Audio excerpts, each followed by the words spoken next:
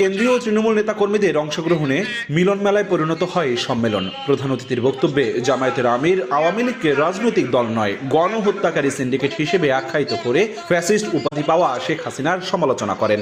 তারা ক্ষমতার রাক্ষস, তারা অর্থের রাক্ষস, তারা দাম্ভিক ছিলেন। রাজনীতির নাম যদি গণহত্যা হয় তাহলে এমন দল বাংলাদেশের জনগণ বরদাস্ত করবে না। তৈরি থাকুন, যুদ্ধ কেবল শুরু, যুদ্ধ শেষ হয়নি। আগাছা পরগাছা সাফ না হওয়া পর্যন্ত যুদ্ধ অব্যাহত থাকবে। এর আগে সকালে বরিশাল মহিলা জামায়াতের সম্মেলনে অংশ নেয়ার পর জামায়াতের আমির ছুটে যান চরমোনাই মাদ্রাসায়। সেখানে ইসলামী আন্দোলন বাংলাদেশের আমির মুফতি সৈয়দ মোহাম্মদ রেজাউল করিমের সঙ্গে সাক্ষাৎ করেন। এ সময় দুই দলের শীর্ষ নেতা আগামীর বাংলাদেশে একত্রে কাজ করার প্রত্যয় ব্যক্ত করেন। বলেন, চিন্তার ব্যবধান থাকলেও মানুষের কল্যাণে ইসলামী শাসন ব্যবস্থা প্রতিষ্ঠায় দুই দল একসঙ্গে কাজ করবে।